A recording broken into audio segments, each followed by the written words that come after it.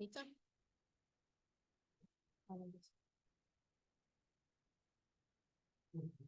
Bueno, buenas tardes a todos. Hoy vamos a presentar un Ateneo del equipo de Sabrina Martín, Rolando y yo. Se llama Corea y en qué pensamos cuando tenemos un diagnóstico. Ahí está. Bueno, vamos a presentar un caso clínico que tuvimos un paciente internado de 76 años que viene por un cuadro clínico más o menos de 15 días de evolución, que según el paciente y los familiares que viven con él, empezó con movimientos involuntarios en principio a nivel de la lengua y después fueron progresando en brazo izquierdo y luego agregó en pierna izquierda. Lo que relata el paciente es que fueron de forma intermitente, si bien fue algo progresivo, eran movimientos bruscos, medio desorganizados, que si bien estaban, digamos, todos los días presentados estos movimientos, durante el día eran como de forma intermitente. Al interrogatorio, bueno, los antecedentes personales, era hipertenso, diabético, tenía un reemplazo valvular aórtico y mitral. En principio fueron reemplazos mecánicos, pero después tuvo un shock cardiogénico por una trombosis de esas válvulas y tuvieron que hacer reemplazo con válvula biológica. Y un antecedente de una ACV isquémico en 2017, que desde ese entonces, que fue por origen cardioembólico, lo anticoagularon con rivaroxaban. Y consumía alcohol de forma ocasional digamos, en eventos familiares.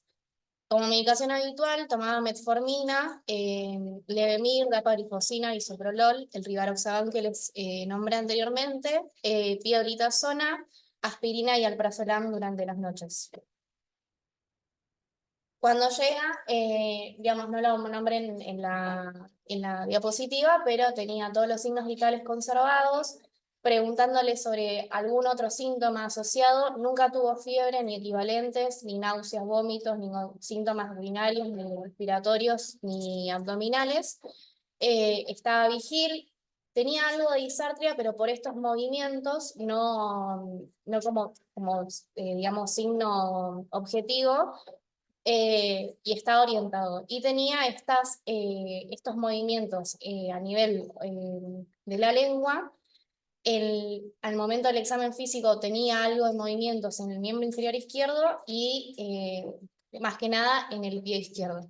El resto del examen neurológico, la sensibilidad, la fuerza y los pares craneales estaban todos conservados. Bueno, les trajimos como para que puedan verlo.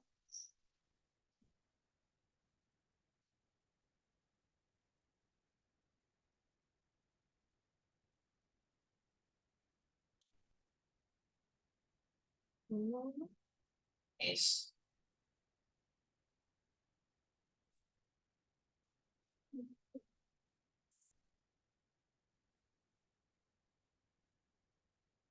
Ay, perdón.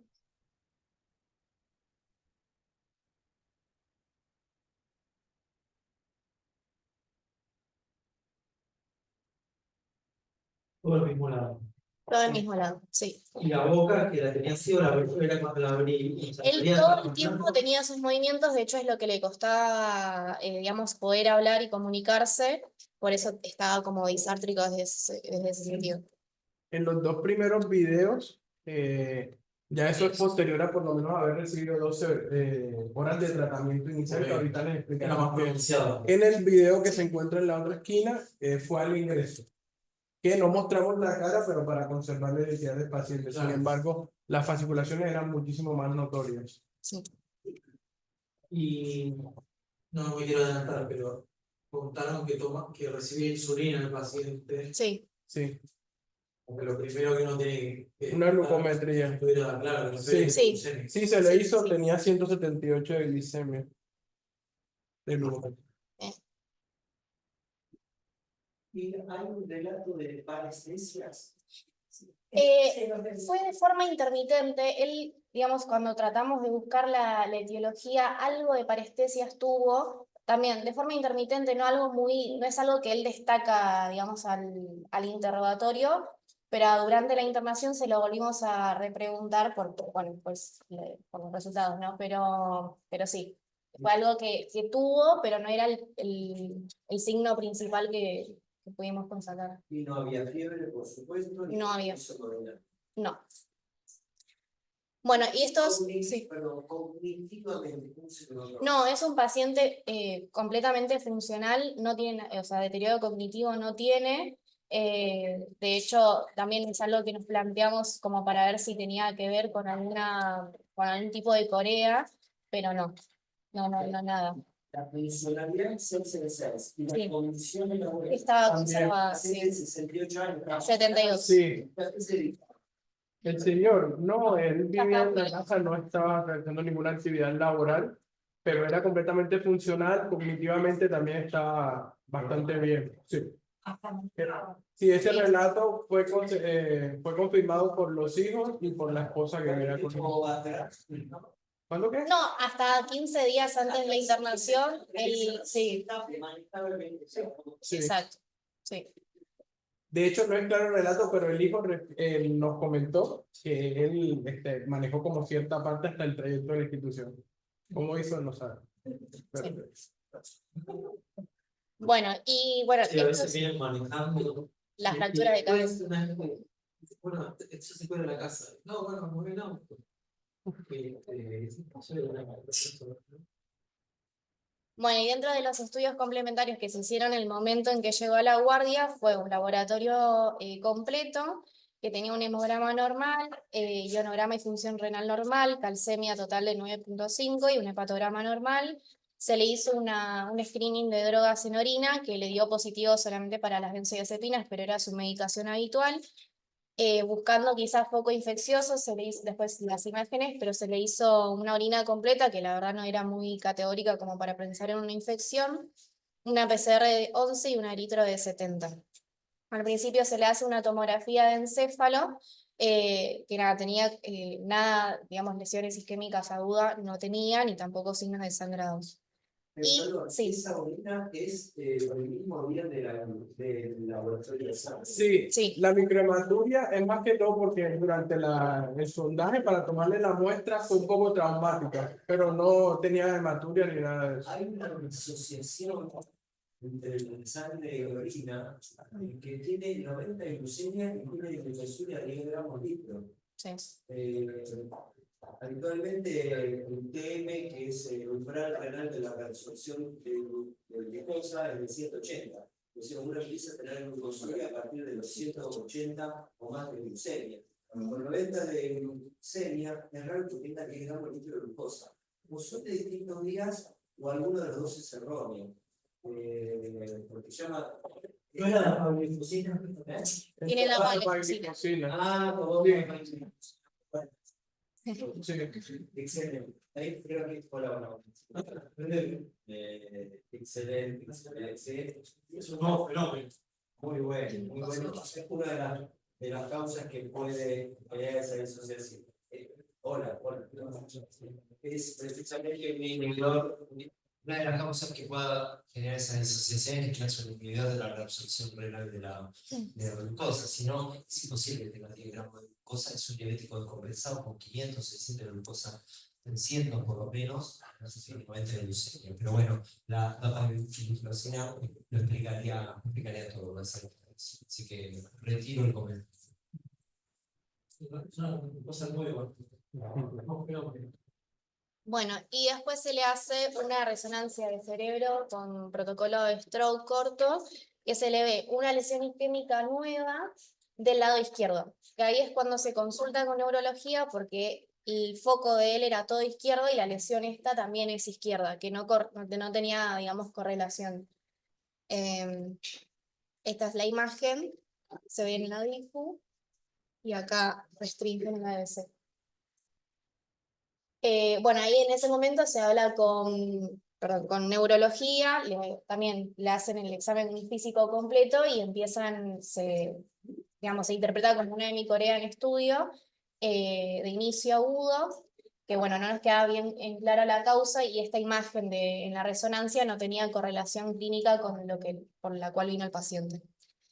Entonces nos planteamos en qué pensamos cuando tenemos un paciente con corea, tener en cuenta que tiene una clasificación que es primaria y secundaria, primaria idiopática o hereditaria, y secundaria que se adquiere secundario a enfermedades autoinmunes, infecciosas, tóxicos, como síndrome paraneoplásico, y más que nada también por enfermedades metabólicas, que puede ser, digamos, por déficit de vitaminas, B12 sobre todo, y no mucho más. Es una lista muy extensa. Bueno. Bueno, teniendo en cuenta las causas extensas que tenemos para estudiar el paciente con corea, es importante tener en cuenta lo que podría llegar a ser más común y digamos como que lo que se podría llegar a relacionar más que todo con lo que nuestro paciente está presentando y claramente los antecedentes que este presenta. Desde el ingreso, teniendo en cuenta las características del paciente y todo lo que nos había comentado, uno de los planteamientos que nos hicimos fue la asociación con el consumo de alcohol, ya que inicialmente el relato había sido bastante incoherente por parte de la esposa. Nos había referido que el consumo era mucho más frecuente entre semanas. Sin embargo, después le planteamos, hablamos con el hijo y reinterrogamos, y el consumo era solamente por lo menos 3 veces por semana, pero la cantidad era bastante escasa. Pero era una de las formas o de las asociaciones que podíamos hacer con el déficit de vitamina B12, que más adelante le estaríamos explicando. Que en este caso fue prácticamente el hallazgo más relevante que nos dio para pensar en que esta podría ser la causa, ya que tenía una disminución menor a 148. El otro hallazgo positivo fue la TSH, que está en 6.18, que podría también asociarse con la presencia de esto. Sin embargo, uno, no es un valor tan representativo, y dos, tratamos de categorizarlo con la T3 y la T4, y efectivamente se trataba de un hipotiroidismo subclínico, y en el paciente en este caso no tendría criterio para iniciar ningún tratamiento. Con respecto a los otros estudios que se le hicieron, fue una tomografía de tórax y abdomen, que solamente nos mostró una imagen nodular en la glándula adrenal izquierda, que tampoco tenía ningún hallazgo ni ninguna sintomatología asociada, ni el tamaño era representativo, un perfil reumatológico negativo, y en cuanto al dosaje de vitaminas, la única que estaba disminuida era la B12, ya que la B1 y B6, por el tiempo que se demora en procesar el laboratorio, que son 25 días aproximadamente, todavía no teníamos el resultado. Lo otro en lo que se sospechó fue la asociación a la presencia de acantocitos. Sin embargo, estos fueron negativos en el frotis, y las serologías absolutamente todas fueron negativas, sumándole a que a nivel imagenológico no se encontró ninguna alteración. Entonces, en este caso, tendríamos que clasificar a causas raras y a causas, digamos, como frecuentes. Entre las causas raras, que en este caso sería el Huntington, que se caracteriza por ser una alteración a nivel de cromosoma 4. Sin embargo, esta es considerada una corea mayor, y por las características de nuestro paciente y por la presentación del cuadro, no tendría ninguna similitud con a pesar de que podría tratarse de una presentación atípica. Y el otro, que sería una corea menor, también llamada como Sydenham. En este caso, indagamos con respecto a procesos infecciosos asociados a infecciones por estreptococos, pero en el caso de nuestro paciente negó cualquier tipo de infección, por lo menos en los últimos 6 meses, ya que por la producción de anticuerpos y demás circulantes en sangre, podría tener un proceso infeccioso hasta de 6 meses previos a la presentación del cuadro clínico. Entonces, ya habiendo descartado esta, más las asociaciones estructurales, como por ejemplo lo sería el síndrome de Moya-Moya, que sería más que todo alguna malformación arterial a nivel cerebral, que no se evidenció tampoco en la angiotomografía ni demás. Entonces ya comenzamos a pensar en las causas que podrían ser más factibles para nuestro paciente. En este caso, sería la deficiencia de vitamina. ¿Qué pasa? También hay otras causas que podrían llegar a ser bastante frecuentes, y teniendo en cuenta el antecedente de nuestro paciente teníamos que pensarla. Que en este caso encontramos una presentación de 2 casos de hemicorea inducida por hiperglicemia.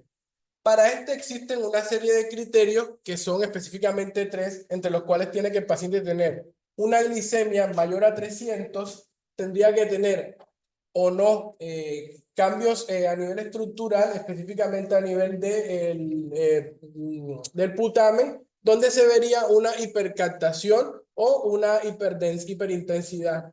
Sin embargo, en este paciente no se presentaba. Los niveles de glicemia también lo relacionan con un mal control de la diabetes, mencionando que este podría llegar no a tener hiperglicemias, pero sí a tener una hemoglobina glicosilada mayor de 14. Sin embargo, nosotros le hicimos una a este paciente y era de 6.6.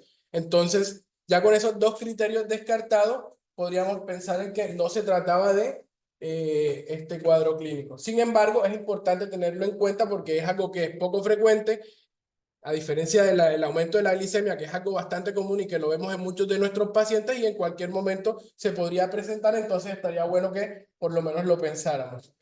Tengo una pregunta de vuelta, volviendo atrás a la historia clínica. El evento, ¿fue lento y paulatino o fue un evento relativamente brusco? Fue bastante brusco, que eso es lo que también nos hacía pensar en el inicio agudo, subagudo, entre algo más insidioso, más crónico, que nos abría un poco las aguas. La verdad es que si bien el relato empezó hace 15 días, fue, digamos, como de un día para el otro. No es que él empezó con algún trastorno previo, sino que fue así, hace 15 días empezó con los movimientos en la lengua, pasaban 3 días y empezó a agregar el tema del miembro superior izquierdo y después agrega la pierna. A ver, no pensando en que esto pueda ser carencial, Sí. tiene algunas debilidades de la hipótesis. Primero, lo más fuerte como debilidad más fuerte de la hipótesis es que los déficits carenciales suelen ser lentos y paulatinos. Los déficits carenciales no comienzan con la clínica de un día para el otro. Eso por un lado. Por otro lado, si uno le mira el hemograma, paciente que llega a la hemicorea por déficit de B12 tiene 80 de volumen corpuscular medio, uno tendría 120 de volumen corpuscular medio y tener ataxia lenta y progresiva, algo de polineuropatía, hipoparatexia, signos de primero algo de algo de deterioro cognitivo previo. Y en ese contexto, ir agregando cosas, ¿por qué no? La Corea, la de Egipto, no era un contexto de muchas otras cosas, porque iba diciendo, no, menos paulatino. Es decir, de repente lo sorprende de la Corea aislada, en perfecto estado de salud, en perfecto estado cognitivo, súbitamente. La verdad es que en un paciente con muchos trastornos laterales previos, como muestras funcionales, uno de los primeros, yo creo que lo que tiene que pensar es que un evento vascular más, que era un evento realmente pequeño, por supuesto. Por lo tanto, realmente no te da la posibilidad de hacer el diagnóstico anatómico. Nosotros no vemos en la parte de los estados, pero la sensibilidad de nuestro método es baja para cosas pequeñas y difícilmente posicionadas. Yo creo que este paciente tiene daño estructural previo, tiene daño cerebral, tiene un anemia suave, es un alcohólico. Esas no son radiografías, esas no, perdón, no son resonancias del paciente. Pero la que está previa. Cualquier pequeño insulto que se adicione a ese cerebro previamente golpeado, podría explicar la clínica. Si bien encontraste un déficit de B12, me cuesta atribuir un valor patogénico por todo esto que acabamos de decir. Sí, de hecho, Bueno, cuando hablamos con neurología, a ellos tampoco les queda claro que, o sea, fue un hallazgo que nos ayudó, digamos, y de hecho cuando se le instaura tratamiento mejora los síntomas, junto con después la risperidona también, que fue como parte del tratamiento. El tema es que era lo único positivo que teníamos y de hecho cuando él mejora clínicamente, el neuro dice, bueno, mandémoslo de alta y lo seguimos estudiando en ambulatorio porque no tenemos algo categórico que nos diga esto es lo que le produció al paciente. Pero sí era como lo único positivo que pudimos encontrar con, digamos, igual en la lista de revisión estudios. exhaustiva que hicimos, encontramos que por lo menos el 28% de los pacientes que tienen deficiencia de vitamina B12 no tienen cambios en el hemograma.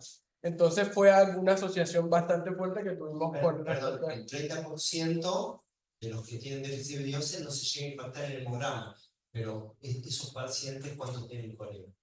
Claro, no, nada.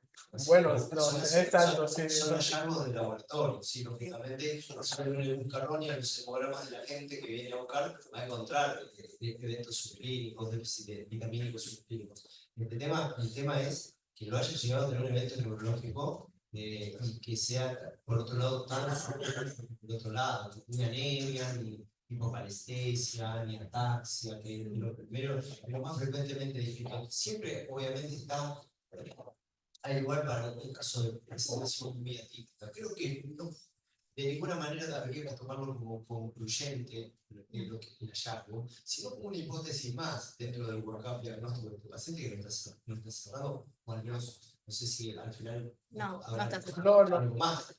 no, de hecho, digamos como que ahora más adelante se lo explicaremos, por eso es que nosotros nos vamos a encargar de hacerle el seguimiento, porque para hacer como tal concluyente que la asociación sea con el déficit de vitamina B12, tendríamos que hacerle otros estudios que no se le hicieron durante la internación, porque digamos que en este momento no ameritaba, porque el paciente clínicamente mejoró y bueno, y otros factores que ahorita les vamos a comentar. Bueno, el paciente desde el ingreso se le hizo manejo con risperidona y se le hizo aporte de piridoxina, tiamina e hidroxicobalamina. 12 horas después de haber iniciado el tratamiento comienza con mejoría clínica y durante los días de internación se hace de manera lenta pero progresiva la mejoría y el último día el paciente se encontraba completamente asintomático, por lo cual le pudimos dar el egreso. Sin embargo, teniendo en cuenta todo lo que vimos previamente, indagando mucho más en el paciente, vemos que hay muchísimas causas de lo del déficit de vitamina B12 y él tiene causas fuertes que apuntan a que ese podría ser una de las causas y tiene factores que predisponen para que tenga un déficit de vitamina B12 bastante representativo. A pesar de que en este caso el valor es menor a 148, no podríamos concluir que ese sea el valor real. ¿Por qué? Porque la cantidad de B12 que se mide en sangre aún es la que está también unida a las proteínas y no es como tal la que está siendo sintetizada y utilizada. Porque más adelante encontramos casos relacionados de hemicorea con presentación clínica similar con niveles de vitamina B12 menor a 8. Entonces, que ahorita les vamos a comentar. Que este fue el caso donde mencionan la asociación de un episodio de hemicorea asociado a la deficiencia de vitamina B12. Entonces, en el caso de nuestro paciente, tenemos un factor de riesgo que es bastante representativo para la presentación de esta, que en este caso sería, uno, la sospecha del alcohol, que digamos, si lo ponemos a un lado, tendríamos que buscar otra, y encontramos el uso de la metformina, que es una droga que es bastante utilizada como hipoglicemiante en pacientes diabéticos, obesos y pacientes con ovarios poliquísticos, y sin embargo, este aspecto como que no lo tenemos tan en cuenta en el momento de hacerle el seguimiento. Entonces, la relación que dieron con este caso es que la deficiencia de vitamina B12 genera una activación glutaminérgica de ganglios de la base, produce un exceso de homocisteína y produce acción agonista del NMDA. Nosotros, desafortunadamente, no alcanzamos a medir los niveles de homocisteína, que estaría bueno que lo fuéramos medido desde el inicio. Sin embargo, ya después no hicimos la medición porque como se estaba haciendo la corrección, probablemente estos ya habrían corregido. Entonces, digamos como que no lo creímos tan necesario en ese momento. Y en el caso de esa resonancia que se muestra en la imagen, que es propia del caso clínico, se evidencia que estos pacientes pueden llegar a presentar o no hiperdensidad a nivel del espacio del tercer ventrículo, lo cual es característico de esta patología. Sí, en realidad es característico del déficit de vitamina B. Por ejemplo, el déficit de vitamina B1 de tiamina, también de hiperintensidad en los costados del tercer ventrículo, como se ve en esta imagen. Hiperintensidad en los cuerpos mamilares también. Y eso se ve habitualmente muchas veces suelen estar en pacientes desnutridos alcohólicos, son conjuntos los déficits de vitamina. Y generalmente se tratan también en conjunto. Uno aporta vago B1 y CB2, específicamente en pacientes renales, muchos pacientes nutridos, alcohólicos, el complejo B se da en conjunto, raras veces da uno solo, salvo que sea un déficit de B12 muy claro, aislado, con una megaloblástica muy clara muy alta, puede dar B12 y fólico siempre de la mano, ¿no? Gabriel. Claro, eso, sí, a mí se me trata, ¿no? Eso sí, ¿no? No es más frecuente que sea por B1. Y que ahora ustedes ya tienen resultado de. No, está Está pendiente. todavía pendiente. De hecho, digamos como que la idea era presentar el caso, pero más que todo enfocado a las posibles orientaciones diagnósticas y a este paciente. Quizás te estás enganchando, no es un complejo B de todo, Ajá. pero quizás te estás usando mucho en pensar que todo es por B12 y. No, en realidad no. No, en realidad es No, era lo pensando en único que que tiene teníamos. factores de riesgo que pueden generar Sí, sí. la progresión de, pero Y acá lo que digo es que antes no tenía, no sabía que se podía usar. está pendiente, o sea, No, se trataba. La verdad, pero siempre lo trataron. Gracias. Hay que tener un bajo umbral al tratamiento, ponerla y tratarla es una son raras veces o nunca pasan por dejarlo con vea los pacientes ya que son hidrosolubles, se orina con exceso, no existe acopio y exceso de términos hidrosolubles, sí de las liposolubles. Uno puede intoxicarse con vitamina A, típicamente, es hepatotóxica, ¿no es cierto? Eso, los que se intoxicaban con vitamina A eran los primeros pobladores del Ártico, ¿no? Que cazaban osos y comían, entre otras cosas, el hígado nervioso polar, que es riquísima en vitamina A y hace intoxicación entonces, pero en el complejo, los complejos hidrosolubles, excepto la vitamina C, en general da poca toxicidad. La vitamina C sí, por supuesto, el exceso genera oxalato, oxalato de calcio y cálculos renales. Las cálculos renales para los amantes del corazón y de tomar vitamina C cosa que fue descartada en la literatura médica como eficaz, pero fue imposible de encerrarlo de la literatura popular, de la vitamina C, en exceso de cálculos renales. Bueno, lo conocí a él cuando estuvo en guardia, de la internación, sí, un poco lo que esperan ustedes. Me pareció que dentro de las causas que presentaron, el señor optaba por una causa adquirida o un déficit. A mí no me dio la sensación de que el señor fuera tan lúcido, y sí me dio la sensación de que por ahí el temblor de la mano izquierda, por ahí uno de los hijos dijo que fue más paulatino, como que retrospectivamente por ahí ya venía en el tiempo, y no descartaría que sea multifactorial asociado a un deterioro cognitivo no estudiado por lo menos por ahora. Lo que sí me generó la duda y el momento es, por ahí para nosotros pensarlo y a futuro, teniendo en cuenta que este tipo viene por este síntoma, que tiene tratamiento sintomático que se puede hacer y que se implementó en guardia, que fue una risperidona. Por ahí, con el diario de lunes, ¿cuál era la necesidad de ponerle un complejo vitamínico en guardia? Que después, al otro día, fue la discusión con los neurólogos, que lo vimos también de golpe, y esto fue la reposición vitamínica o fue la risperidona. Por ahí, como para discutir uno solo, qué necesidad hay de ponerle la vitamina si ya vamos a abordar el síntoma con la risperidona y en sí no es un cuadro de alto riesgo que no nos permita esperar resultados. bueno, está bien. Sí, es cierto porque así es más difícil como poder determinar si lo que causó la mejoría fue la risperidona o si fue el complejo vitamínico. Pero bueno, se dice. Así que para la próxima sí está bueno tenerlo en cuenta. O sea, no funciona igual que un antidepresivo, no tarda. No,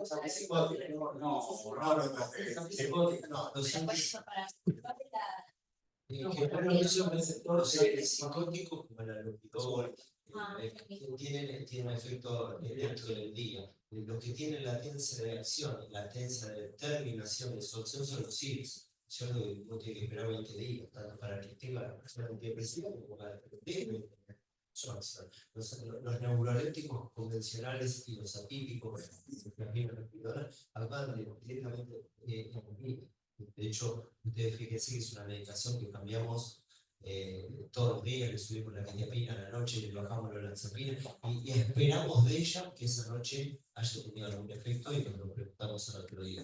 Nunca haríamos lo mismo con iniciar paroxetina y preguntamos si al otro día está menos deprimido, eso no tiene ningún sentido.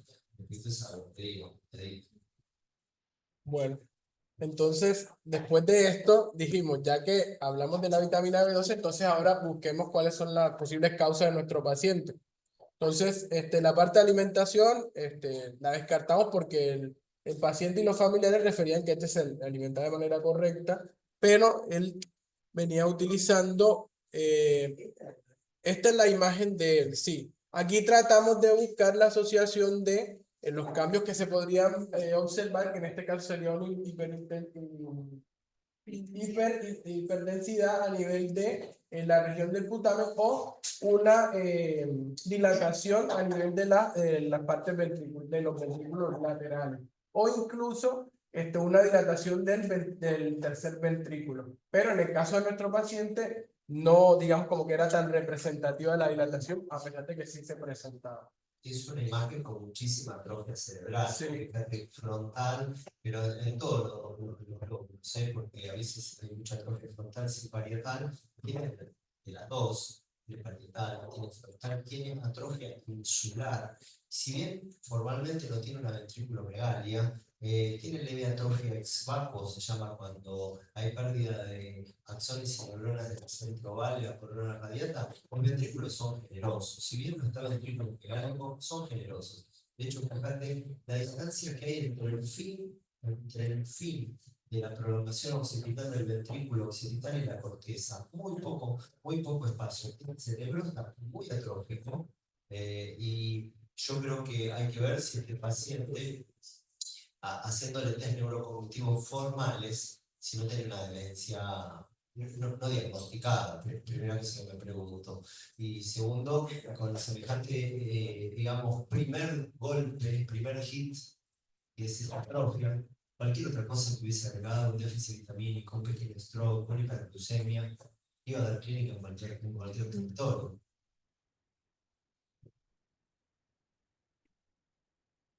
Y entre las causas, digamos, como que más fuertes que encontramos con respecto a este paciente fue el uso de la metformina.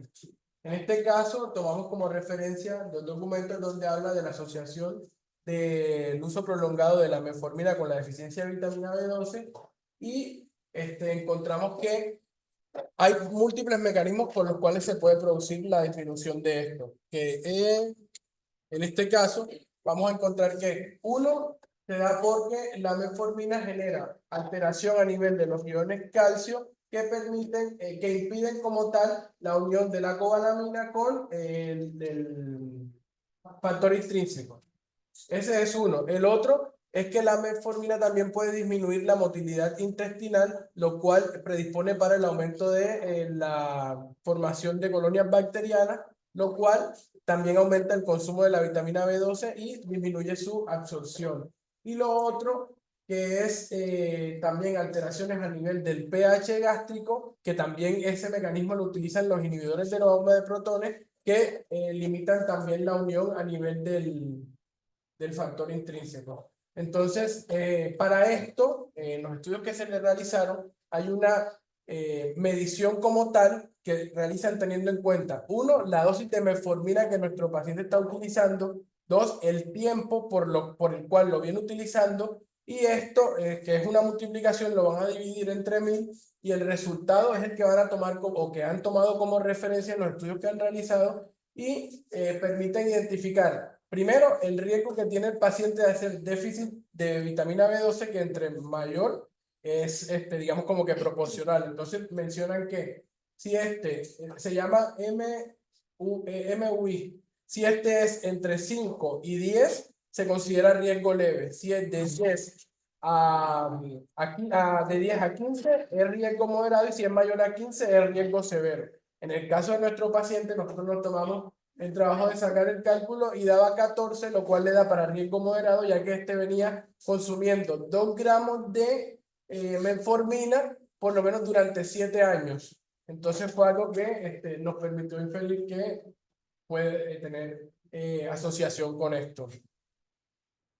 Como conclusiones, con respecto a esta hipótesis, podemos concluir. Uno, siempre pensar en el déficit de vitamina B12 en aquellos pacientes que tienen síntomas neuropsiquiátricos. No solamente B12, sino también las otras vitaminas del complejo B. Dos, que la ausencia de cambios imagenológicos no nos va a excluir del diagnóstico, porque la literatura reporta que no siempre se va a presentar. Siempre hay una pequeña población que no tiene estos cambios y que puede llegar a presentar la patología. Y el otro que ya mencionamos, que es que puede haber anemia sin presencia antes presencia del déficit vitaminal. Y lo otro que es muy importante conocer el MUI, porque nos permite conocer el riesgo que tiene nuestro paciente de presentar el déficit. Y dos, en cuándo más o menos podemos pensar en iniciar el tratamiento para reponer o prevenir el descenso de la vitamina B12. Muchas gracias.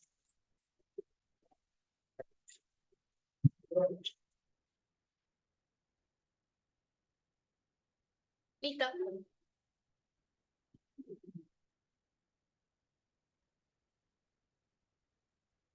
Comentario adicional.